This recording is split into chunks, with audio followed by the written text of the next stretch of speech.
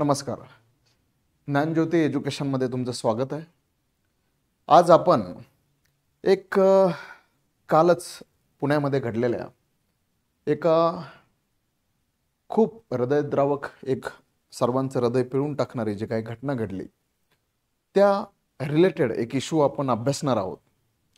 की तुम्ही पाहिलं काल दीनानाथ मंगेशकर हॉस्पिटलला एका महिलेला फक्त काही सर्टन 10 लाखाचं डिपॉझिट एकाच वेळेस न भरल्यामुळे तिला ॲडमिट करण्यामध्ये आणि तिच्या पुढच्या शस्त्रक्रियेच्या संदर्भात जे काही प्रिकॉशन घेणं गरजेचं होतं त्या सर्व गोष्टीला नकार दिल्यामुळे प्रचंड रक्तस्राव तिच्या शरीरामध्ये झाला डिलिव्हरीनंतर आणि प्रचंड त्रास झाला. त्याच्यामध्ये तिचा मृत्यू झाला.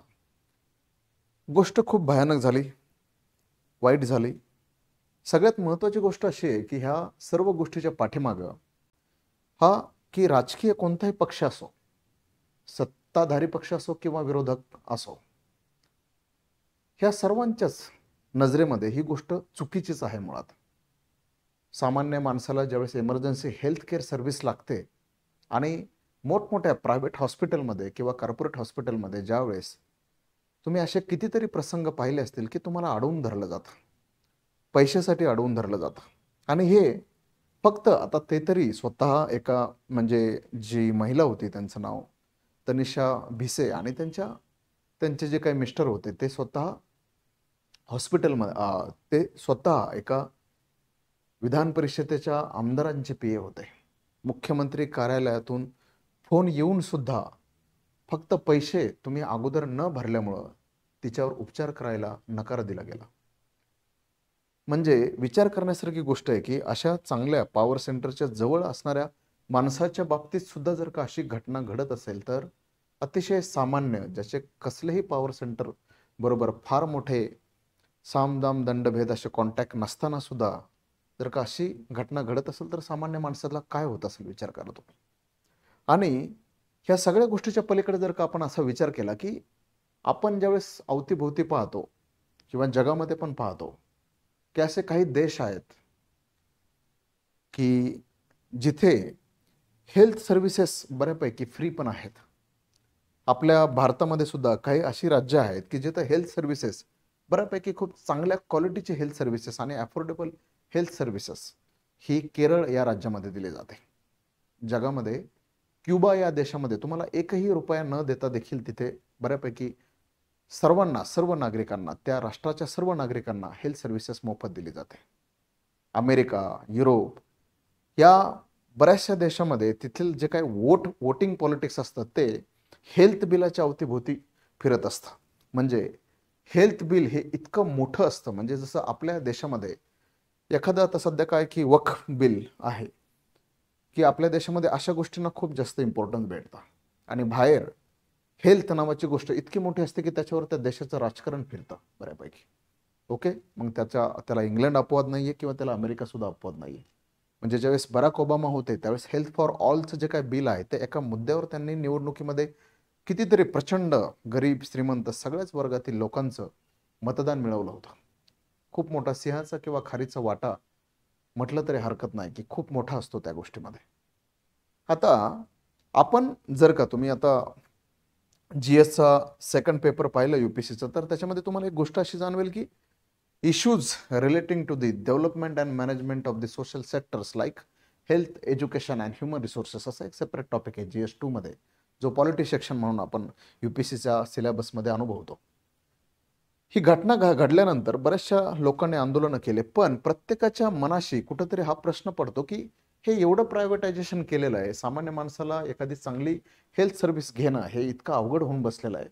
याच्या मुळाशी नेमकं काय आहे, नेमका कोणकोणत्या लोकांचे इंटरेस्ट या ठिकाणी जपले जातात. ह्या माध्यमातून नेमकं ज्यावेळेस एखादा सामान्य माणूस एखाद्या गव्हर्नमेंट हॉस्पिटलमध्ये एखादी हेल्थ सर्व्हिस घेण्यासाठी जातो तर त्यावेळेस त्याला एक चांगल्या अर्थाने सर्व्हिस का भेटत नाही. म्हणजे तुम्ही पुण्यातच पाहिलं असेल की पुण्याच्या अवतीभोवती किंवा महाराष्ट्रातून बरेचसे इथलं जे सगळ्यात पॉप्युलर महाराष्ट्रामध्ये असणारं गव्हर्नमेंट हॉस्पिटल जे आहे की ससून रुग्णालय, बऱ्याच वेळा तिथं अशा पद्धतीने पेशंटला सोडलं जातं किंवा काही बऱ्याचशा बाकीच्या हॉस्पिटलमध्ये थोडंसं कॉम्प्लिकेशन एखाद्या पेशंटच्या लाईफमध्ये किंवा हेल्थ कन्सर्न काही डिफिकल्टीज वाटल्या, कॉम्प्लिकेशन दिसले, अतिशय जनावरांपेक्षा देखील वाईट पद्धतीने अरे ससूनला हलवा अशा पद्धतीचा एक प्रॉपर पॅटर्न प्रत्येक छोट्या मोठ्या हॉस्पिटलमध्ये किंवा बाकीच्या काही प्रायव्हेट हॉस्पिटलमध्ये, जोपर्यंत तो समोरचा व्यक्ती आवाक्यात आहे, त्याच्याकडनं पैसे काढता येऊ शकतात, चांगलं मोठ्यातलं मोठं बिल फाडता येऊ शकतं, तोपर्यंत अशा पेशंटला त्याची एक परिस्थिती, आर्थिक परिस्थितीचा पण सगळे लोक अंदाज घेतात. ओके, तुमच्याकडनं जे हॉस्पिटलमध्ये ॲडमिट केल्यानंतर जे काही फॉर्म भरून घेतले जातात, त्याच्या पाठीमागे देखील तुमच्या आर्थिक सोबतीचा देखील एक अंदाज बांधलेला असतो. ओके, तुमचे पती काय करतात, तुमचे वडील काय करतात, नातलग काय करतात, तुम्ही काय करता, ह्या सगळ्या गोष्टीचा लेखाजोखा तुमच्या त्या रेकॉर्डमध्ये किंवा रिपोर्टमध्ये बऱ्यापैकी घेतलेला असतो.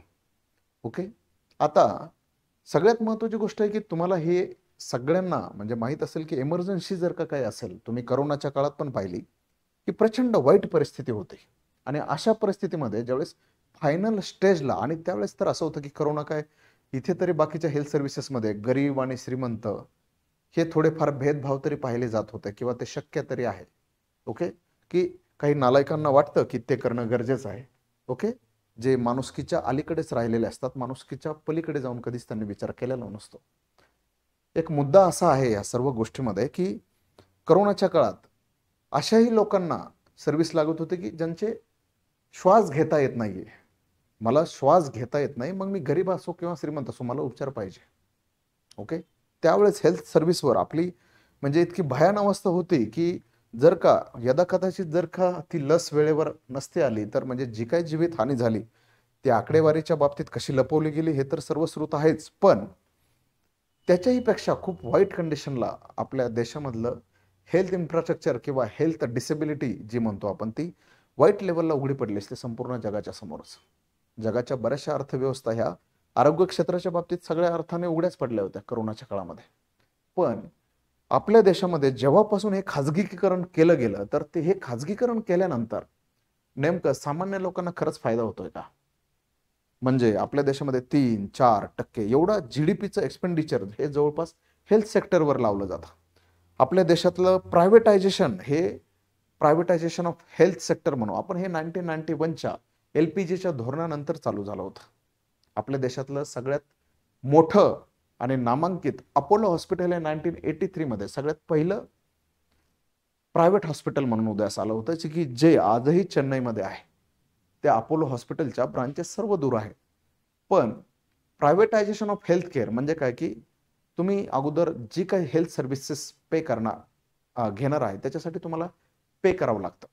असा जो पॅटर्न आहे तो तेव्हापासून सुरू झाला. या हॉस्पिटलची निर्मिती 1983 मध्ये झाली आणि 1991 मध्ये मग बाकीच्या भारतातल्या सर्वच लोकांनी वेगवेगळ्या सोयी सुविधा देण्यासाठी आणि प्रचंड पैसा कमवण्यासाठी सुद्धा सगळ्यांनीच प्रायव्हेट मॉडेल स्वीकारलं गेलं. आता सर्व भारतीय जी काही पॉप्युलेशन आहे, एवढी मोठी पॉप्युलेशनला फक्त प्रायव्हेट सेक्टर पुरेल का? मग तिथं गव्हर्नमेंट हॉस्पिटल नसायलाच पाहिजे का? डेमोक्रेटिक वेलफेअर स्टेट म्हणून फक्त ज्यांच्याकडे पैसा आहे त्यांनाच तुम्ही एंटरटेन करत आहात का? डेमोक्रेटिक वेलफेअर स्टेट या शब्दाची जरा जरी तुम्हाला थोडीशी लाज असेल तर आपण हा विचार करायला नाही पाहिजे का, की एखाद्या गरीबाला चांगल्या हॉस्पिटलमध्ये खरंच सुविधा मिळालीच नाही पाहिजे का? फक्त श्रीमंत माणसांना, फक्त जास्त पैसे जो जास्त देईल त्यालाच तुम्ही ऍडमिट करून घेणार आहात का? तुमच्या डोळ्यासमोर ती बाई वारली, तिची नैतिक जबाबदारी सरकार म्हणून तुम्ही घेणार आहात का? या सर्व गोष्टी, आणि हा कन्फ्लिक्ट फक्त काँग्रेस किंवा बीजेपीचा नाहीये, हा कन्फ्लिक्ट एका व्यवस्थेचा आहे. आरोग्य व्यवस्था मग सरकार कोणतेही असो, त्या सरकारमधील काही सत्ताधारी वर्गाने किंवा जे काही लोक त्या धोरण ठरवण्याच्या प्रक्रियेमध्ये खूप महत्त्वाचे आहेत त्या सर्वांनी ह्या गोष्टीचा निषेध केला आहे. पण इथून पुढच्या काळात त्यांनी चांगली धोरणं करणं गरजेचं आहे. ह्या प्रायव्हेटायझेशन ऑफ हेल्थ म्हणतो आपण त्याला, किंवा एक खाजगीकरण जे झालेलं आहे आरोग्य व्यवस्थेचं, त्याच्यामध्ये नेमक्या काय काय गोष्टी आहेत, काय काय फायदे आहेत त्याचे, काय काय तोटे आहेत, या सगळ्या गोष्टी आपण याच्यामध्ये पाहणार आहोत, ज्याला आपण बेनिफिट किंवा फायदे म्हणतो किंवा ड्रॉबॅक किंवा तोटे किंवा दोष म्हणतो. ओके, आता एक ट्रॅजिक कंडिशन ज्याला म्हणतो आपण, की तुम्ही एक नॉर्मल म्हणजे की आपण डाटाच्या पाठीमागे न जाता आपण जर का साधा असा विचार केला की कोणत्याही आपल्या देशामध्ये 92% हे इन्फॉर्मल लेबर आहे. इन्फॉर्मल सेक्टरमध्ये लोक काम करतात 92%. विचार करा, अशा इन्फॉर्मल सेक्टरमध्ये काम करणाऱ्या सगळ्याच लोकांना, म्हणजे आता सगळेच लोक गव्हर्नमेंटमध्ये नाहीच ना, म्हणजे गव्हर्नमेंटच्या एम्प्लॉईला बऱ्यापैकी गव्हर्नमेंट कोणत्या ना कोणत्या स्कीममध्ये कव्हर करण्याचा प्रयत्न करत. पण इन्फॉर्मल लोकांसाठी आयदर प्रायव्हेट हॉस्पिटल असतं किंवा गव्हर्नमेंट हॉस्पिटल असतं. त्यांच्यासाठी सगळ्याच पद्धतीचे कव्हरेज जे असतात वेगवेगळ्या गव्हर्नमेंट स्कीमच्या नावाखाली, ते सगळे नसतात. म्हणजे फॉर एक्झाम्पल की एखादा पोलीस क्षेत्रात काम करणारा पोलीस अधिकारी आहे, ओके, तर त्यांना पोलीस मदत निधी किंवा पोलीस आरोग्य निधी याच्या अंतर्गत त्यांच्या काही गोष्टी कव्हर केल्या जातात. किंवा मिलिटरीमध्ये काम करणारे, आर्मीमध्ये काम करणारे, हे जे काही लोक आहेत, डिफेन्समध्ये काम करणारे, त्यांना त्यांच्या त्यांच्या सेक्टरनुसार हेल्थ कव्हरेज दिलं जातं किंवा त्यांचा जो काही खर्च आहे तो सरकार स्वइच्छेने उचलतं. पण बाकीच्या सर्व लोकांचं तसं आहे का? मग त्यांना वाऱ्यावर सोडायचं का? मग त्यांची जी काय कंडिशन आहे, जर का तुम्ही नॉर्मली, जर का तुम्ही पुण्यामधून सहज फिरले, जर का काही, आता विचार करा, हे चॅरिटेबल हॉस्पिटल होतं दीनानाथ मंगेशकर. चॅरिटेबल हॉस्पिटलने जर का तुम्ही पैसे एवढं डिपॉझिट दिलं तरच इमर्जन्सीमध्ये आम्ही तुम्हाला सर्व्हिस देऊ किंवा तुमच्यावर उपचार करू, हा नैतिकता तर सोडा, तो तर नालायकपणाच झालाय त्यांच्याकडनं. पण सगळ्यात महत्वाची अशी गोष्ट आहे की ज्याला धरून एखादी गोष्ट तुम्हाला दिली जाते, म्हणजे चॅरिटेबल ट्रस्ट, याचा अर्थच मुळात असा आहे की चॅरिटी, ओके, म्हणजे तुम्ही CSR, ज्याला कॉर्पोरेट सोशल रिस्पॉन्सिबिलिटी फंड म्हणतो, CSR फंड, करोडो रुपयांचा फंड हा ह्या चॅरिटेबल हॉस्पिटलला दिला जातो, ओके, गव्हर्नमेंटच्या माध्यमातून दिला जातो, ओके. कितीतरी मोठ्या, काही करोडोच्या, कितीतरी मोठ्या ग्रांट्स ह्या हॉस्पिटलला किंवा हेल्थ सेक्टरच्या अंतर्गत मिनिस्ट्री ऑफ हेल्थच्या मधून आयदर स्टेट गव्हर्नमेंट ॲज वेल एज सेंट्रल गव्हर्नमेंट अशा कन्सिक्युटिव्ह दोघांनीही मिळून काही स्कीम तयार केलेल्या, याचे प्रचंड फायदे हे प्रायव्हेट हॉस्पिटल ॲज वेल एज कॉर्पोरेट हॉस्पिटल हे स्वतः घेतात, ओके. आता याच्यामध्ये अडचण अशी आहे की याचे जे काही रेट्स आहेत ते कसे डिफाईन होतात.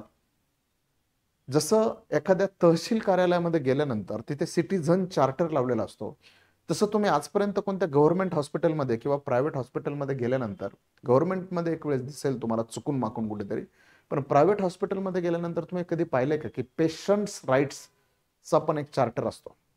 ऍक्च्युली इंडियन मेडिकल असोसिएशनने बाकीच्या सर्व लोकांना सांगितलंय की तुम्ही अशा पद्धतीचा चार्टर हा तुमच्या हॉस्पिटलमध्ये लावा, पण तो तसा चार्टर लावणं हे किती अडचणीचं ठरू शकतं. म्हणून कितीतरी प्रायव्हेट हॉस्पिटल हा शुद्ध नालायकपणा करतात की कोणत्याही पेशंटला त्याचे अधिकार कळू नये म्हणून कसल्याही प्रकारचा चार्टर ते लावत नाही. मग ही गोष्ट चुकीची नाही का? चॅरिटेबल हॉस्पिटल जे दीनानाथ मंगेशकर आहे, कायद्यानुसार जर का तुम्ही व्यवस्थित पद्धतीची पाहणी केली तर ऍक्च्युली हा गुन्हा आहे. कोणता गुन्हा आहे? की तुम्ही डिपॉझिट दिलं तरच आम्ही तुम्हाला इसेन्शियल सर्व्हिस देऊ किंवा तुमच्यावर इमर्जन्सी सर्व्हिस देऊ, अशा पद्धतीने वागणं हा सुद्धा क्राईम आहे, लक्षात ठेवा. अशा पद्धतीचं जे काही मॅनेजमेंट आहे, अशा लोकांना लिटरली खऱ्या अर्थाने जेल होणं गरजेचं आहे, ओके. कारण की हा मानवतेला काळीमा फासल्यासारखं, म्हणजे तुम्ही कल्पेबल होमिसाइड एक प्रकारे करताय. कल्पेबल होमिसाइड कोणत्या अर्थाने? की सदोष मनुष्यवधाचा गुन्हा म्हणतो आपण त्याला, की तुमच्या कृतीमुळे किंवा तुमच्या दोषामुळे एखादी व्यक्ती जीवानिशी निघून जाते, त्याला कल्पेबल होमिसाइड म्हणतो आपण. आणि असा नालायकपणा ह्या बाबतीत झालेला आहे. ही गोष्ट खूप चुकीची आहे. याही मानवतेला काळीमा फासणारी गोष्ट आहे. विचार करा की त्या कुटुंबाला, ज्या व्यक्तीला ते तुम्ही वाचू शकत होता, त्या रिस्पेक्टिव्ह लेडीचे जे 2 लहान मुलं आहेत ते वाचलेत, पण ती स्वतः वाचू शकले नाही. तिच्या मेंदूला रक्तपुरवठा कमी पडला, इतकं तिच्या शरीरातून रक्त निघून गेलं. म्हणजे विचार करा की अशा परिस्थितीमधून जाणाऱ्या त्या रिस्पेक्टिव्ह लेडीला काय वेदना झाल्या असतील. आपणही कुणाच्या तरी उदरातून जन्म घेतलेला आहे, गर्भातून जन्म घेतलेला आहे. एक माणुसकीला, एक गर्भवतीला कशा पद्धतीने आपण ही महाराष्ट्राची जी काही अर्थव्यवस्था आहे ती कशा पद्धतीने त्या गोष्टीकडे पाहते. खरंच नेमका अर्थव्यवस्थेचा प्रॉब्लेम आहे का? म्हणजे तुम्हाला अशा सुविधा देण्यासाठी खरंच पैसा नाहीये का?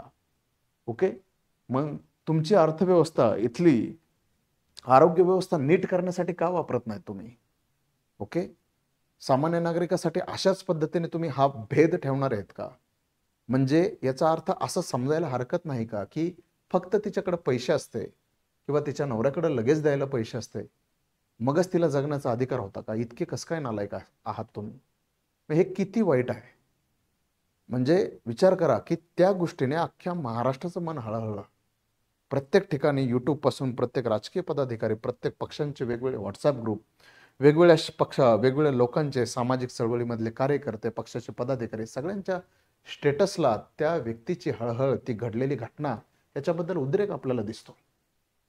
त्यामुळे जे झालंय ते अतिशय चुकीचं झालेलं आहे.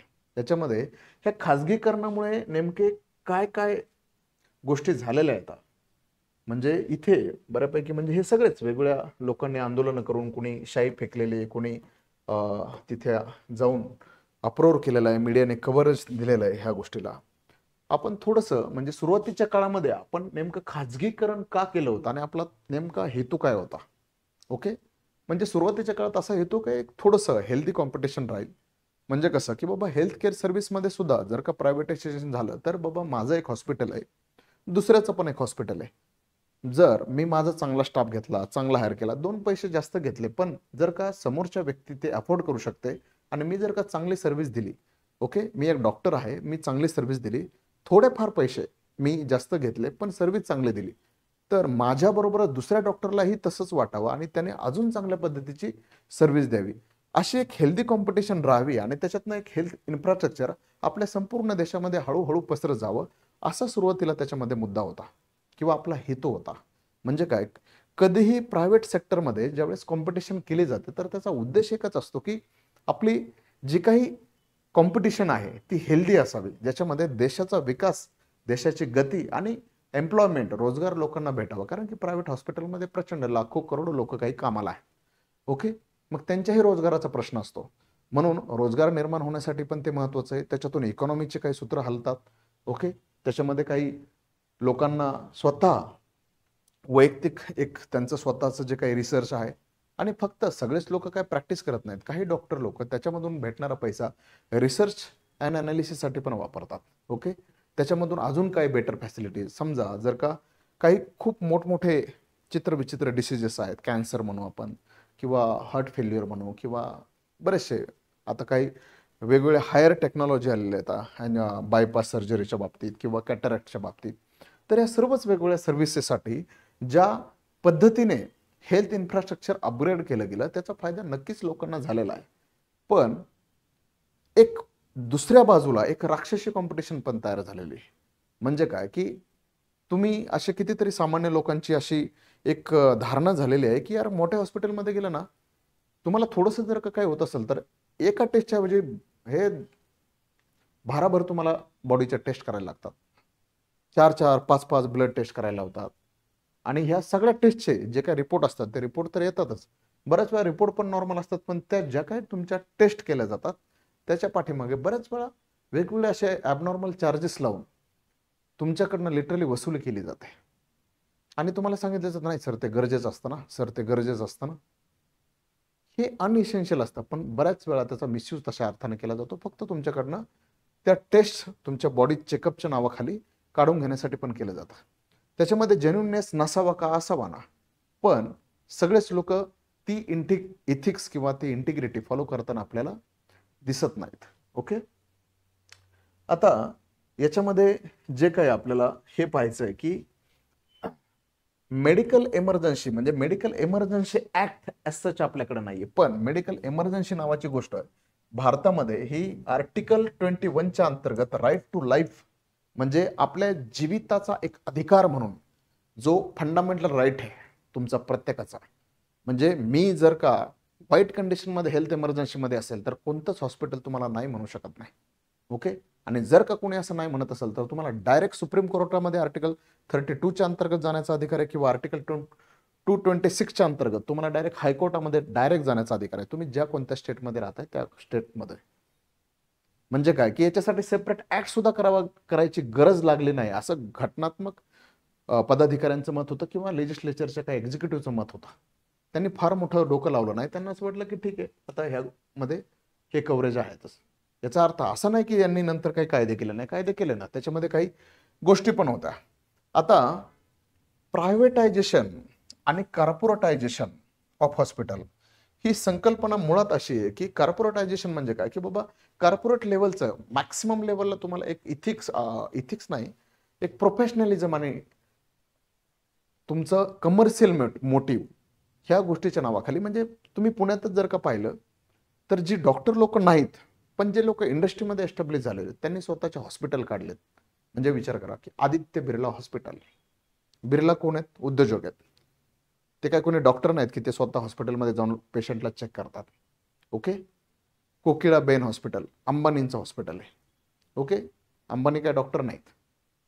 ओके. लीलावती हॉस्पिटल किंवा आपल्या इथे पुण्यामध्ये भारती हॉस्पिटल काय डॉक्टर नाहीत.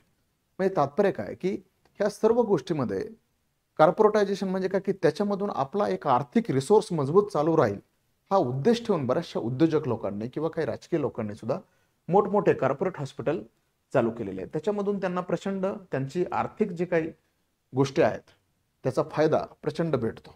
ओके. त्याच्यामुळं याच्यामध्ये बऱ्याच वेळा हेल्थ सर्व्हिस देण्यापेक्षा त्याच्यामध्ये मॅक्सिमम कशा पद्धतीने तुम्ही पैसे कमवता किंवा फायदा होतो तुम्हाला असाच विचार केला जातो. ओके. त्याच्यासाठी कॉर्पोरेट लेवलच्या म्हणजे एखाद्या कॉर्पोरेट मोठमोठ्या मल्टीनॅशनल कंपनीमध्ये गेल्यानंतर जसा फील येतो तुम्हाला की we are giving you this service so that all other professional integrity and commitment is also there. We are following all the rules and regulation, we are following all the norms. Okay. आणि ह्या नावाखाली तिथे असा feel दिला जातो की तुम्हाला खूप डिसेंट सर्व्हिस दिली जात आहे. ज्यावेळेस पेशंट ॲडमिट केला जातो तर त्यावेळेस त्याला खूप चांगल्या पद्धतीने रिसेप्शनिस्ट सुद्धा खूप चांगल्या पद्धतीने ॲड्रेस करतात. ओके. ओपीडी मध्ये सुद्धा तुम्हाला व्यवस्थित समजून घेतलं जातं. पण ज्या क्षणी तुम्ही हॉस्पिटल सोडता आणि बाहेर पडता आणि निघताना ज्यावेळेस बिल पाहता त्यावेळेस तुम्हाला जाणवतं अरे बापरे, हे गोड बोलणं किंवा ह्या सगळ्या गोष्टी बऱ्याच वेळा इतके चार्जेस, एक्झोबरंट चार्जेस असतात. ज्यावेळेस तुम्ही हे सेम मोठमोठ्या हॉस्पिटलचे जे चार्जेस लावले जातात ते जर का तुम्ही एखाद्या नॉर्मल दुसऱ्या हॉस्पिटलला जर का कम्पेअर केले तर तुम्ही शॉक व्हाल इतके मोठे चार्जेस असतात. कधी कधी डायरेक्ट प्रत्येक गोष्टीला डबल चार्जेस सुद्धा लावलेले असतात. ओके. म्हणजे नीतिमत्ताहीन पद्धतीने अतिशय काम चालू असतं की माझं महिन्याचं बजेट किती आहे, मी महिन्याला किती छापतो, अशा पद्धतीने डॉक्टरांची सुद्धा एकमेकांमध्ये कॉम्पिटिशन सुद्धा लागलेले असते. ओके. त्याच्यामुळं आता तो जो काही काळ आहे की समजा आपण प्रकाश आमटे म्हणतो, बाबा आमटे म्हणतो किंवा ज्या लोकांनी त्यांचा मुलगा ह्या सगळ्यांचंच म्हणजे एक चांगलं मोटिव्ह ठेवून डॉक्टर अभय बंग, राणी बंग ही फक्त मला समाजामध्ये काहीतरी एक वेगळ्या पद्धतीची एक सेवा करायची, आरोग्य सेवा द्यायची, लोकांचे दुःख, गरिबांचे दुःख वाटून घ्यायचे, अशा पद्धतीचं कसलंच मोटिव्ह ह्या कॉर्पोरेटायझेशनमध्ये तुम्हाला दिसणार नाही. प्रायव्हेटायझेशन आणि कॉर्पोरेटायझेशन हे एकमेकांना संलग्नच गोष्टी आहेत. ओके. याच्यामध्ये बऱ्याच वेळा मल्टी स्पेशालिटी असते. म्हणजे कशी की बाबा की मल्टी स्पेशालिटी म्हणजे तुम्हाला एकाच अंडर रूफ हे सगळ्या प्रकारचे म्हणजे आय स्पेशलिस्ट पण तिथंच भेटणार, तुम्हाला एखादा गायनॅक पण तिथंच भेटणार. ओके. ऑर्थोपेडिक डॉक्टर पण तिथेच भेटणार, सगळ्या प्रकारची लोक तुम्हाला तिथंच भेटणार. म्हणजे मल्टी स्पेशालिस्टी एक प्रकारे सिंगल विंडो स्कीम असल्यासारखे कॉर्पोरेट हॉस्पिटल चालवतात. ओके. आता याच्यामध्ये काही बेनिफिट आहेत म्हणजे कॉर्पोरेट किंवा प्रायव्हेटाईज जे काही हॉस्पिटल आहेत त्याच्यामध्ये बेनिफिट मी मग तुम्हाला बोलता बोलता सांगितलं होतं की फंडिंग इश्यू, डोनर मोठमोठे भेटतात तुम्हाला, CSR चा खूप मोठा काही करोडोचा फंड गव्हर्नमेंट देतं. ओके. तुम्ही कॅरिटी असल्यामुळे त्याच्या अंतर्गत जे काही तुमच्या चॅरिटेबल ट्रस्टच्या अंतर्गत जे काही कायदे आहेत त्याच्यात त्याला धरून म्हणजे विचार करा, दीनानाथ मंगेशकरला वार्षिक 1 रुपया, विचार करा, इतक्या कमी मूल्यावर तुम्हाला इतकी मोठी जमीन दिलेली हॉस्पिटल बांधण्यासाठी. का तर तुम्ही कॅरिटी करताल असा गव्हर्नमेंटला त्या काळात विश्वास होता. म्हणजे किती वाईट आहे, म्हणजे उद्देश काय होता पहा आणि सध्या काय चाललंय पहा, म्हणजे शोकांतिक आहे आपल्या भारताची. त्याच्यामुळं सुरुवातीच्या काळामध्ये ज्यावेळेस तुम्ही असं चॅरिटेबल हॉस्पिटल्स चालू करता तर त्याच्या पाठीमागचा उद्देश वेगळा असतो. पण सुरुवातीला चॅरिटेबलच्या नावाखाली सुरू होतं आणि काही काही लोक नंतर हेच करतात. ओके. जर का तुम्ही काही रेडिओलॉजिस्टचे किंवा वेगवेगळ्या लोकांचे काही पॅकेजेस पाहिले, न्यूरोलॉजिस्टचे पॅकेजेस मंथली 50 लाख, 1 कोटी, 2 कोटी, म्हणजे तुम्ही जनतेची सेवा नाही जनतेवर उपकार करत आहात अशा पद्धतीने. ओके. म्हणजे रेस लागलेली असते, मी किती छापतोय तू किती छापतोय, कसल्याही प्रकारचा. बरेचसे लोक तर इतके निर्डावलेले असतात की अरे हा मरू दे त्याला, आपलं पुढचं बघू, अरे ते त्याला घेऊन जा. अशाही केसेस प्रचंड मेडिकल निग्लिजन्सच्या सुद्धा दिवसाआड केसेस दिसतात. आता हा जो काही प्रकार झाला दीनानाथ मंगेशकर हॉस्पिटलमध्ये तोही एक प्रकारे मेडिकल निग्लिजन्सचाच प्रकार आहे. एखाद्या व्यक्तीला तुम्हाला सर्व माहिती आहे की किती कॉम्प्लिकेशन आहेत, त्या डॉक्टरांना सर्व माहीत होतं तरी पण उपचार केला नाही, याला मेडिकल निग्लिजन्सच्या अंतर्गत मेडिकल लायसन्स काढून घ्यायला पाहिजेत. अशा पद्धतीची पेनल्टी आपण स्वतः गव्हर्नमेंटने इनिशिएटिव्ह घेऊन करायला पाहिजे. कधीच अशा लोकांना प्रॅक्टिस पण करून देता कामा नये, कारण की इतके नीतिमत्ताहीन लोक असून काहीच उपयोग नाही. समाजासाठी हे घातकच आहे. ओके, आपण याच्याबद्दल बोललो. आता सगळेच आपण लोक, मी, तुम्ही, आपला उद्देश काय असतो की आपल्या मनामध्ये ज्यावेळेस आपण एखाद्या गव्हर्नमेंट हॉस्पिटलमध्ये जातो त्यावेळेस असं वाटतं की यार की तिथलं इन्फ्रास्ट्रक्चर बघून किंवा एक कुठेतरी सामान्य माणसाच्या मनामध्ये किंवा एखादा मिडल क्लास माणूस असेल, चांगला आर्थिक सुबत्ता असलेल्या माणसाला सुद्धा असं वाटतं नाही यार इथे एवढं चकाचक वाटत नाही, एवढं फ्रेश वाटत नाही, डॉक्टरचं केबिन एकदम असं मस्त वाटत नाही, एसी केबिन वगैरे हे ते. मग काय, आपल्याला क्वालिटी सर्व्हिस जरा गेल्यानंतर जरा फील भारी पाहिजे. ओके, सर्व्हिस एक वेळेस गोळ्या पण त्याच भेटताल, ॲडवाईस पण तोच भेटेल, पण आपल्याला जो काय फील आहे ना तो क्वालिटी फील पाहिजे. आणि सर्व्हिस जी काय ती क्वालिटी सर्व्हिस म्हणून तुम्हाला फील पाहिजे. त्यामुळे तुम्ही जवळच्या माणसाला सुद्धा, ज्यांच्यावर तुमचा जीव आहे, घरातले कुटुंबातले मेंबर असो, नातेवाईक असो, त्यांना सुद्धा चांगल्यातली चांगली सर्व्हिस मिळावी असा एक उद्देश राहतो. म्हणून तुम्ही क्वालिटी सर्व्हिस आपल्याला मिळेल या नावाखाली तुम्ही जनरली प्रायव्हेट हॉस्पिटलला किंवा कॉर्पोरेट हॉस्पिटलला अप्रोच करता. तुमचा उदात्त हेतू एवढाच असतो. ठीक आहे. आता त्याच्यामध्ये बऱ्याच वेळा ही गोष्ट अपेक्षा असते, प्रोफेशनलिझम. म्हणजे काय की एखाद्या डॉक्टरला एखादा पेशंट आहे आणि तो गायनेक आहे, तर त्या गायनेक डॉक्टरला तो जो काही पेशंट आहे, ओके, त्याला जे काही लागते ते सर्वतोपरी त्याने इंटिग्रिटी, त्याची अतिशय प्रोफेशनल इंटिग्रिटी इंटॅक्ट असली पाहिजे. त्या पेशंटला येणारे कोणतेही प्रॉब्लेम असतात ते वेळेत सांगणं, त्याला वेळेत अवेअर करणं, ओके, त्याच्या कॉम्प्लिकेशन त्याला व्यवस्थित सांगणं, फायनान्शियल कंपल्शन जे काय आहेत तेही व्यवस्थित सांगणं, हे सगळं वेळोवेळी करणं, ब्रीफ करणं, हे सुद्धा बऱ्याचशा हॉस्पिटलमध्ये होऊन जातं. मॅनेजमेंट, डिजिटल, तुम्ही पाहिलं म्हणजे बऱ्याच वेळा काही, म्हणजे आता जसं हे दीनानाथ मंगेशकरचा मॅनेजमेंटचा इश्यू होता की बाबा 10 लाख रुपये न घेता ट्रीटमेंट करून द्यायची की मरू द्यायचं त्या व्यक्तीला. हा मॅनेजमेंटचा डिसिजन गेला का, कारण की बाकीच्या लोकांना ती ऑथॉरिटी नसते की नाही तुम्ही असा कसं काय डिसिजन घेतला, त्या माणसाला कसं काय वाचवलं. मग ते मॅनेजमेंटला विचारावं लागतं पैसे न घेता याला जगवायचं की नाही. म्हणजे आपण नेमकं मॅनेजमेंट हे कशासाठी ठेवलेलं आहे, ते सर्व्हिस नक्की फोकस आहे का मॅनेजमेंटचा फक्त फोकस प्रॉफिट आहे, याचाही विचार करणं गरजेचं आहे. ओके, आता डिजिटलायझेशन म्हणजे तुम्ही पाहिलं असेल की बऱ्यापैकी सर्वच वेगवेगळ्या पद्धतीचे तुम्ही कोणत्याही कॉर्पोरेट हॉस्पिटलमध्ये जा, कमीत कमी वेळेमध्ये तुमचा एक डाटा सिक्युअर केला जातो, तुमच्याकडनं सगळे इन डिटेल तुमच्या घेतले जातात, सर्व रिपोर्ट हे कम्प्युटरवर डिस्प्ले होतात, तुम्हाला एखादी झेरॉक्स कॉपी काढून दिली जाते. त्याच्यामुळे ते सॉफिस्टिकेशन जे आहे की डिजिटल किंवा सायन्स अँड टेक सगळ्या प्रकारचे इन्स्ट्रुमेंट सुद्धा, सगळे मशीन्स वगैरे जे काही बऱ्यापैकी अपडेटेड असतात, तोही एक त्याचा फायदा आहे. मल्टी स्पेशालिटी सर्व्हिस बद्दल ऑलरेडी आपण बोललोय. ओके, आणि सिंगल विंडो सर्व्हिस बद्दल पण आपण ऑलरेडी बोललोय. ठीक आहे. आता पुढचा मुद्दा पाहू आपण. याच्यामध्ये काही ड्रॉबॅक आहेत पहा. आता ते काही ड्रॉबॅक म्हणजे नेमके कोणते, तर ते आपण थोडेसे पाहूया.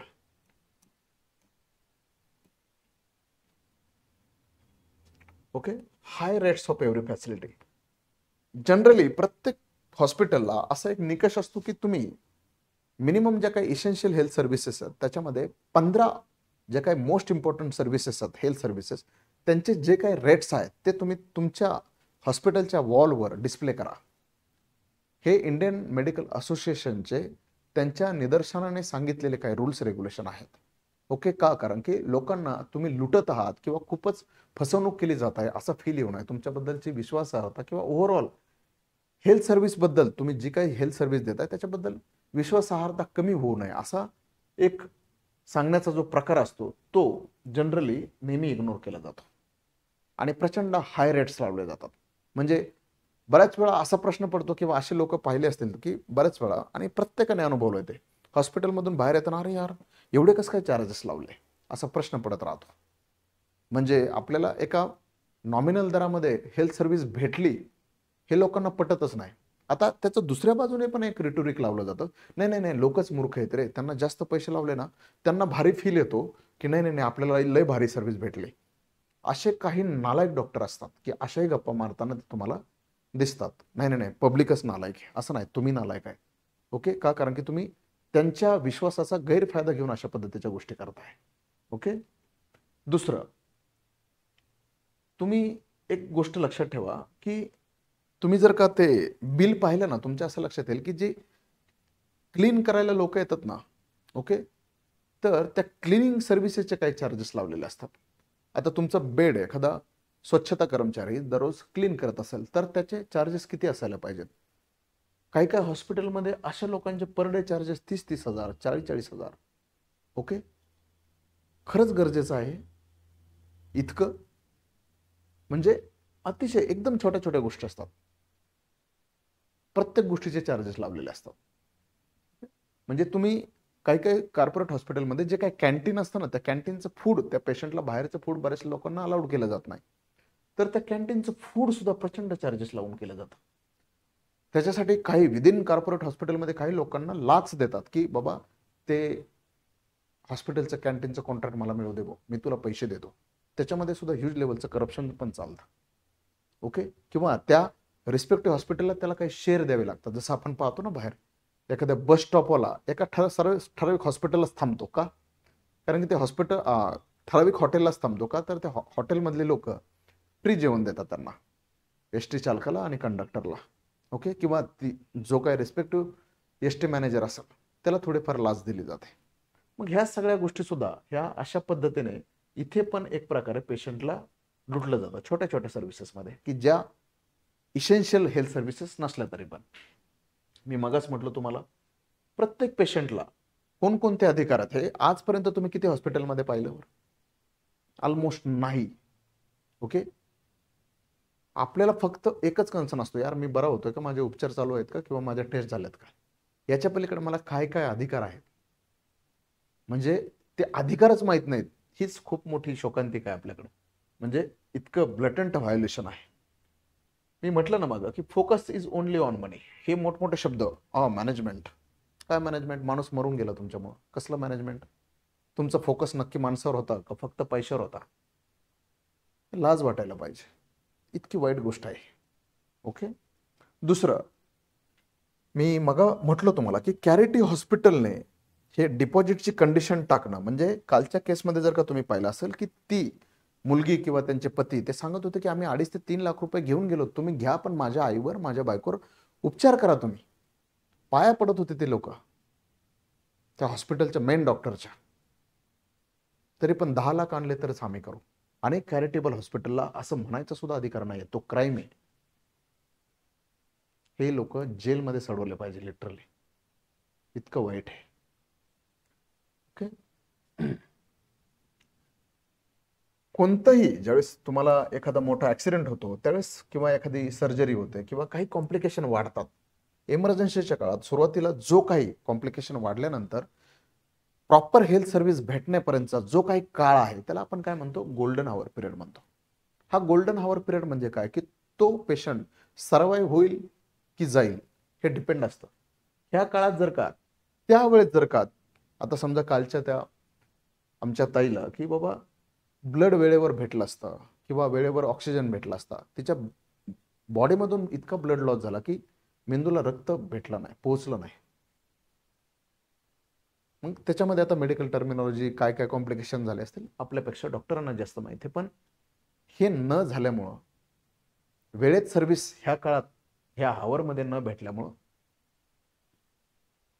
ती व्यक्ती गेली. त्यामुळे याच्याही संदर्भात काही कायदे होणं गरजेचं आहे. ओके. सुरुवातीला म्हटलं होतं मला, कल्पेबल होमिसाइड, सदोष मनुष्यवध आहे. तुम्हाला माहित आहे की एवढे उपचार दिल्यानंतर ती व्यक्ती जगते आणि एवढे उपचार नाही दिल्यानंतर ती व्यक्ती मरणार आहे. हे माहीत असताना सुद्धा तुम्ही त्या व्यक्तीवर उपचार नाही केले आणि त्या व्यक्तीला मरून दिला, हा सदोष मनुष्यवधाचा गुन्हा आहे. ओके. तर याच्या बाबतीत अतिशय स्ट्रिक्ट कायदे होणं गरजेचं आहे. ह्युमन राईट्स व्हायोलेशन, तुम्हाला तर म्हटलं इसेन्शियल हेल्थ सर्व्हिस ही राईट टू लाईफ अंतर्गत फंडामेंटल राईटमध्ये कव्हर होणारी गोष्ट आहे. पण विचार करा, असे भारतामध्ये कितीतरी गरीब लोक असणार आहेत की ज्यांना खरंच नाहीत त्यांच्याकडे पैसे. मग माणूस म्हणून जगण्याचा अधिकार नाहीये का? ह्युमन म्हणून त्यांचे सगळेच अधिकार संपले का? ह्युमन राईट्स संपले का? मग आपण फक्त मोठमोठ्या गप्पा मारतो का ह्युमन राईट्सच्या? ह्युमन राईट्सच्या चार्टरमध्ये हे कव्हरेज येत नाही का? यायला पाहिजे ना. त्यामुळं ही गोष्ट सुद्धा ब्लटंटली व्हायोलेट होत असते.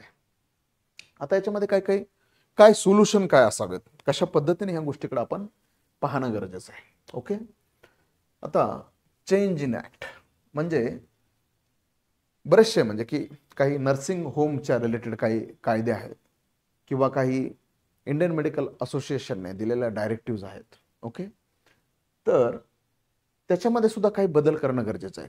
कशाच्या बाबतीत? एसेन्शियल हेल्थ सर्व्हिसेसच्या बाबतीत. बऱ्याच वेळा तुम्ही मॅनेजमेंटला रिस्पॉन्सिबल नेमकं फायनली कुणाला करता? ओके, म्हणजे एखाद्या डिस्ट्रिक्टमध्ये कलेक्टरेटला जसं वेगवेगळ्या सर्व विभागाची एक फायनली रिस्पॉन्सिबल कोण आहे इथं वेगवेगळ्या विभागामध्येच, तर तिथं कलेक्टर असतो एखाद्या जिल्हा प्रशासनामध्ये. तशा पद्धतीने अल्टिमेटली त्या संपूर्ण हॉस्पिटलमध्ये जर का काही चुकीचं घडलं तर त्या ठिकाणी कोण जबाबदार असला पाहिजे? माणूस. अल्टिमेट मॉरल रिस्पॉन्सिबिलिटी कोणाची आहे? का वरच्या कोणत्या माणसावर एक वेगळ्या पद्धतीचा चेक असेल ना, तर खालचे जे काही सबऑर्डिनेट लोक आहेत ते बऱ्यापैकी व्यवस्थित ऑनलाईन सर्व्हिस देतात. पण वरूनच जर का खूप गोंधळ असेल आणि एक्सक्युजेस असतील की अरे आपण काही जरी केलं तरी पण ते आपण निष्ठून जाऊ किंवा चालतंय थोडंफार, हा जो काही अप्रोच आहे हे पण खूप चुकीचं आहे. Okay, strict adherence to penalty regarding medical negligence act. Medical negligence म्हणजे काय? तुम्हाला माहित आहे ही गोष्ट मेडिकली आपण इग्नोर केलेली आहे, करणं गरजेचं होतं पण इग्नोर केली आणि त्या याच्यामध्ये ती व्यक्ती दगावली. त्यामुळे तो मेडिकल निग्लिजन्स, तुम्हाला माहिती आहे की ब्लड स्राव होणार किंवा या गोष्टीमध्ये ही व्यक्ती दगावू शकते आणि तुम्ही डॉक्टर आहे तर तुम्हाला सगळं कळतंय तरी पण तुम्ही काहीच करत नाही, म्हणजे काय? निग्लिजन्स आहे. याच्यामध्ये पण वाईट लेवलला अक्षरशः पेनल्टी जाणं गरजेचं आहे. त्यामुळं कोणताही डॉक्टर अशा पद्धतीने अनैतिक किंवा अनइथिकल बिहेवियर ठेवायची डेअरिंग सुद्धा करणार नाही. ओके, हे असं करेज का फोपावतं? कारण की कुठंतरी हा एक सेन्स असतो की अरे काय थोडेफार पैसे वाटले की मी निघून जाईल, सुटून जाईल. वकिलांना वाटलंय किंवा उद्या प्रशासनामधल्या काही लोकांना वाटलंय माझं कोण काय वाकडं करणार आहे. प्रचंड काही मोठमोठे हॉस्पिटल चालवणाऱ्या डॉक्टरांमध्ये त्या अर्थाने वाईट माज पण असतो. ह्याही गोष्टी आपण समजून घेतल्या पाहिजे. Shifting of CSR fund. आता ही कालच्या ह्या प्रकरणापासून बऱ्याच लोकांना हा कन्सर्न आहे की जर का कॅरिटी हॉस्पिटलच्या नावाखाली इतकं थर्ड क्लास बिहेवियर ही लोक करत असतील तर मग तो CSR फंड एवढा करोडोमध्ये असतो, तो फंड कॅरिटी हॉस्पिटलला देण्याच्या ऐवजी गव्हर्नमेंट हॉस्पिटललाच द्या ना. कारण की तिथलं तरी हेल्थ केअर इन्फ्रास्ट्रक्चर जे आहे ते अपग्रेड होईल ना. कारण की इकडे इतकं फंड देऊन जर का अशा पद्धतीच्या सुविधा देताय तुम्ही, तर मग इकडे तर प्रचंड पॉप्युलेशन इकडे जात असते गव्हर्नमेंट हॉस्पिटलला. गव्हर्नमेंट हॉस्पिटलला बऱ्याच वेळा तुम्हाला बसायला जागा उरत नाही, इतके पेशंट पण असतात. एखादा साथीचा रोग आल्यानंतर तर प्रचंड वाईट अवस्था असते. मग अशा मॅक्सिमम लोकांना कमी वेळेमध्ये चांगली सर्व्हिस भेटावी म्हणून CSR फंडचं तिकडे शिफ्ट करायला काहीच प्रॉब्लेम नाही. ओके, आणि यांनी असं तसं पण ह्या कॅरिटी हॉस्पिटलने यांना सगळीकडनंच पैसे ओरबडायचे, गव्हर्नमेंटमधून ओरबडायचे, डोनरमधून ओरबडायचे. हे ओरबाडणंच म्हणतो मी याला, कारण की इथे कसलंच मोटिव्ह कॉर्पोरेट पद्धतीने तुम्ही सेटल झालेले आहेत. तुम्ही जी इसेन्शियल सर्व्हिस द्यायला जाताय नक्की द्यायला जाताय का फक्त प्रॉफिट हाच मोटिव्ह आहे? तुमच्या डॉक्टरांचे पॅकेज पाहिल्यानंतर तर वाटतच नाही की तुम्ही खऱ्या अर्थाने सर्व्हिस द्यायला आलात म्हणून. काही हॉस्पिटलमध्ये तर डेड बॉडी सोडत नाही, डेड बॉडी. त्याच्याशी रिलेटेड काहीतरी कायदा व्हायला पाहिजे ना. म्हणजे बऱ्याचशा हॉस्पिटलच्या त्या याच्यामध्ये काय त्या खोलीचं काहीतरी नाव असतं की त्या याच्यामध्ये डेड बॉडीज ठेवलेल्या असतात आणि जोपर्यंत पैसे भरत नाही तोपर्यंत डेड बॉडी दिली जात नाही. म्हणजे आम्ही खूप आमचे एक पोलीस अधिकारी मित्र होता आणि त्याची डेथ झाली होती, तर त्यावेळेस आम्ही जवळून पाहिलं होतं. पूर्ण पैसे दिल्याशिवाय डेड बॉडी सोडत नव्हते. पोलीस कमिशनरने फोन केला त्यावेळेस डेड बॉडी सोडली. अतिशय विदारक अवस्था आहे ही. फक्त ज्याला अनुभव येतो त्याला ते कळतं. आणि वाईट पद्धतीने लोक भरडले गेलेले आहेत करोनाच्या काळामध्ये, स्वाईन फ्लूच्या काळामध्ये. सगळ्यांना अनुभव आहेत. हे फक्त कालची अतिशय ॲबनॉर्मल कंडिशन नसताना जी गोष्ट ॲबनॉर्मली घडलेली आहे. पण ॲबनॉर्मल हेल्थ कंडिशन असताना सगळ्यांच्या साथीचे रोग प्रचंड असताना पण काही विचित्र गोष्टी घडतात. प्रत्येक हॉस्पिटलमध्ये सामान्य लोकांसाठी किंवा पेशंटसाठी कंप्लेंट बॉक्स असतो का? तक्रार कुठं करायची? तुम्ही पहा, कोणती तक्रार हॉस्पिटलमध्ये करायला जा, सिस्टर काय म्हणते माहिती तुम्हाला? आम्ही डॉक्टरांना विचारून सांगते. डॉक्टर म्हणतात नाही, आमच्या सरांना, मेन सरांना विचारून सांगतो. आणि प्रत्येक वेळेस फक्त आणि फक्त पैसा मोटिव्ह राहतो. जर का तुम्हाला सेवा करायची तर सगळे लोक येणार नाहीत का तुमच्याकडं? कोण किती बिल भरतंय, बिल कमी करण्यासाठी सुद्धा तुम्ही पाहता प्रत्येक हॉस्पिटलच्या बेसमेंटमध्ये गरीब लोक अक्षरशः ताटकळत रात्र रात्र उभा करतात. ओके, प्रत्येकाने जवळपास मध्यमवर्गीय माणसाने हा फील घेतलेला असतो. घरामध्ये जर का मोठं ऑपरेशन झालं आणि ज्या दिवशी डिस्चार्ज असेल तर त्याच्या आदल्या रात्री ही पळापळ चालू असते की यार एवढे पैसे दिल्याशिवाय डिस्चार्ज भेटणार नाही, मग आता ते गोळा कुठून करायचे, कशा पद्धतीने भरायचे. हा सर्व मध्यमवर्गीय कुटुंबाला सुद्धा खूप मोठा फटका असतो. जर मध्यमवर्गीला एवढा त्रास होत असेल तर गरीब, अतिसामान्यातील सामान्य, दारिद्र्य रेषेच्या खालील माणसांना किती त्रास होत असेल विचार करा तुम्ही. ओके, हे मी मग तर हे ऑलरेडी हा मुद्दा कव्हर केला की रिस्पॉन्सिबिलिटी कोणी, म्हणजे जर का मेडिकल नेग्लिजन्स नावाची गोष्ट झाली तर कलेक्टर रिस्पॉन्सिबल असायला पाहिजे का? कारण की त्या संदर्भात त्याने ऑर्डर काढण्याचे अधिकार असायला पाहिजे की ह्या माणसाने परत आयुष्यात प्रॅक्टिस करायची नाही. कारण की प्रॉब्लेम काय की भीती कोणाची नाहीये म्हणून अशा पद्धतीचा माज दाखवला जातो. आयुष्यात आपल्याला परत सर्व्हिसेस करता येणार नाही, आपल्याला डॉक्टर म्हणून कामच करता येणार नाही याची जर जाणीव असते तर दीनानाथ मंगेशकरच्या सो कॉल्ड मॅनेजमेंटमध्ये असणाऱ्या डॉक्टरांनी असला घाणेरडेपणाची वागणूक केली असते. साथी हेल्पलाईन मधल्या काळात सुरू केली होती, म्हणजे की काही अडचण आली तर तुम्ही त्याच्यावर कॉल करा. कधी पाहिलं? किती हेल्पलाईनला फोन उचलतात तो तुमचे? रेअरली फोन उचलतात. तुम्ही हॉस्पिटलमध्ये आले, समोरासमोर बसले तर तुम्हाला ॲड्रेस करतात. फोनवर आणि हेल्पलाईनवर आपल्याकडं मेडिकल सर्व्हिसेस भेटणं आणि त्यातल्या त्यात इसेन्शियल सर्व्हिस भेटणं, इमर्जन्सी सर्व्हिस भेटणं खूपच अवघड आहे. Government scheme and facilities. आता याच्यामध्ये काही गव्हर्नमेंट स्कीम आहे, त्याच्यामध्ये समजा हे महात्मा ज्योतिबा फुले जन आरोग्य निधी योजना, याच्यामध्ये 4 ते 5 लाखापर्यंतचा खर्च हा तुम्हाला दिला जातो.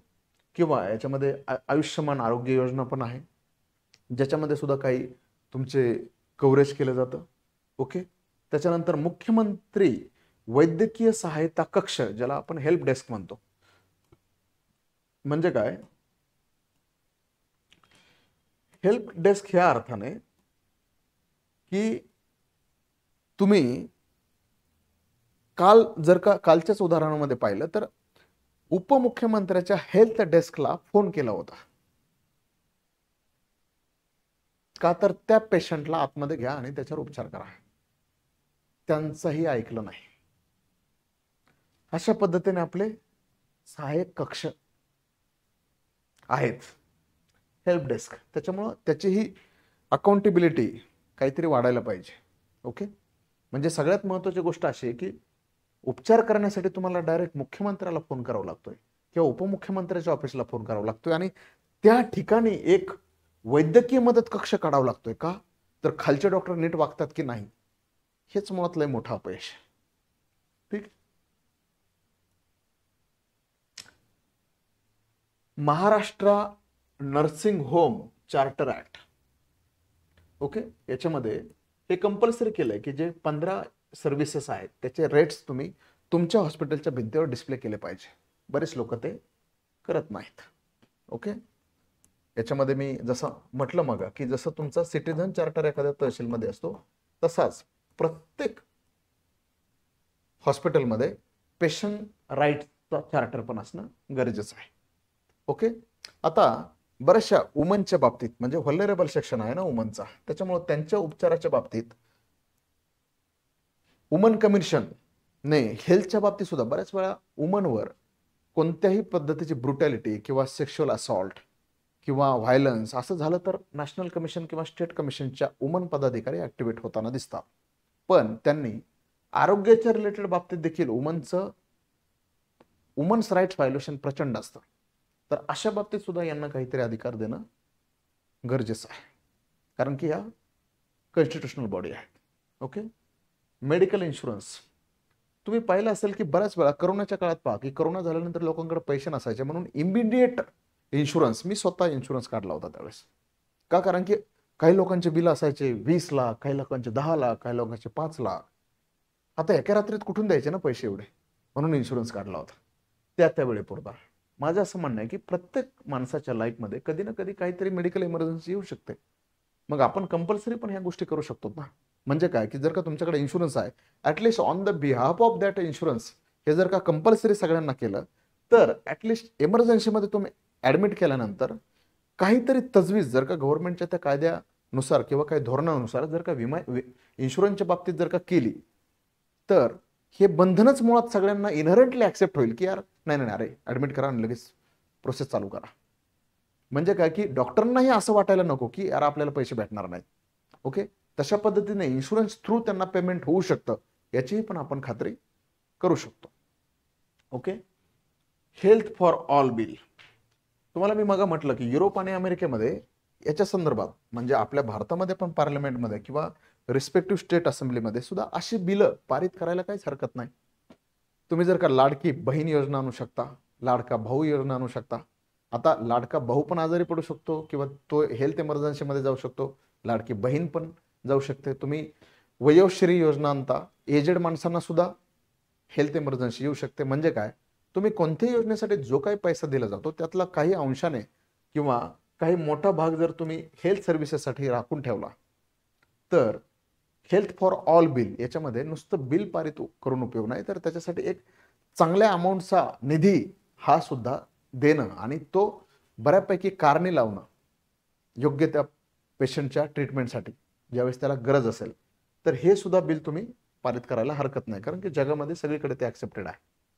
आता प्रत्येक धोरणामध्ये कोणतेही धोरण असेल तर त्याच्यामध्ये नेहमी आपल्या अवतीभोवती असणाऱ्या सगळ्यांनाच अशा पद्धतीच्या सर्व्हिस मिळायला पाहिजेत की पुअर किंवा रिच किंवा हॅव नॉट असा भेद जो आहे तो राहता कामा नये. म्हणजे गरीबाचा कॅन्सर वेगळा आणि श्रीमंताचा कॅन्सर वेगळा, असं कसं? गरीबाचा आजार वेगळा, गरीबाचा ॲक्सिडेंट वेगळा, गरीबाला औषधं वेगळी, श्रीमंताला औषधं वेगळी. म्हणजे किती घाणेरड्या पद्धतीने आपण प्रायव्हेटायझेशन चालवलं, विचार करा तुम्ही. आणि असा नालायकपणा लोकांना, काही लोकांना ॲक्सेप्टेड आहे. मग याच्यावर पण चेक ठेवला पाहिजे ना. नुसतं नावाला म्हणायचं नाही संसदेमध्ये ये हमारी इतनी बडी लोकशाही. लोकशाही का मतलब क्या है भाई? Democratic welfare state. समाजामध्ये लोकशाही कल्याणकारी राज्य आहे ना, बरोबर का? आपण डेमोक्रेटिक कॅपिटलिस्टिक स्टेट असं थोडंच म्हणतोय ना.